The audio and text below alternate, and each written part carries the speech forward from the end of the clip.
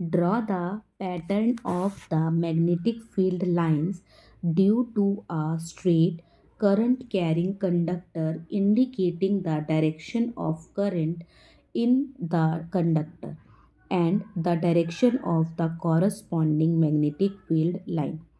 यानी कि इस क्वेश्चन में आपसे पूछा गया है कि एक स्ट्रेट करंट कैरिंग कंडक्टर है, ठीक है, कंडक्टर है जो कि स्ट्रेट है और उसके अंदर से करंट पास आउट हो रहा है।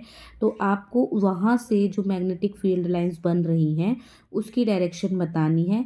करंट जो कैरिंग कंडक्टर है उसकी डायरेक्शन के कॉरस्पॉन्ड में जो मैग्नेटिक फील्ड लाइन बनेंगी वहाँ पर। कुल मिला के आपसे बोला गया कि आपके पास एक कंडक्टर है, ठीक है, जिसमें से स्ट्रेट करंट जो है वो पास आउट हो रहा है। तो वहाँ पर जो मैग्नेटिक फील्ड लाइन बनेंगी वो किस तरीके की बनेगी, उनका क्या पैटर्न होगा, ये आपसे पूछा गया है। तो अगर आपका स्ट्रेट करंट कैरिंग कंडक्टर है तो वहाँ पर जो मैग्नेटिक फील्ड लाइंस बनेगी वो कॉन्सेंट्रिक सर्कल में बनेगी।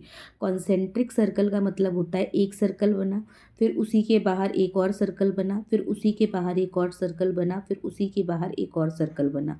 जब एक ही सर्कल दूसरे सर्कल के अंदर बनता है, दूसरा तीसरे के, तीसरा चौथे के अंदर, तो जितने भी सर्कल एक दूसरे को सर्कल कर रहे हैं उन सभी सर्कल को कॉन्सेंट्रिक सर्कल कहा जाता है। तो वो जो कंडक्टर जो है वो जो कि स्ट्रेट जिसमें से करंट पास आउट हो रहा है वो स्ट्रेट कंडक्टर जो है उसके चारों तरफ कॉन्सेंट्रिक सर्कल बनने लग जाएंगे और इसकी डायरेक्शन जो है वो करंट की डायरेक्शन पे डिपेंड करेगी। और इसको पता करने के लिए हम राइट हैंड थंब रूल का इस्तेमाल करते हैं।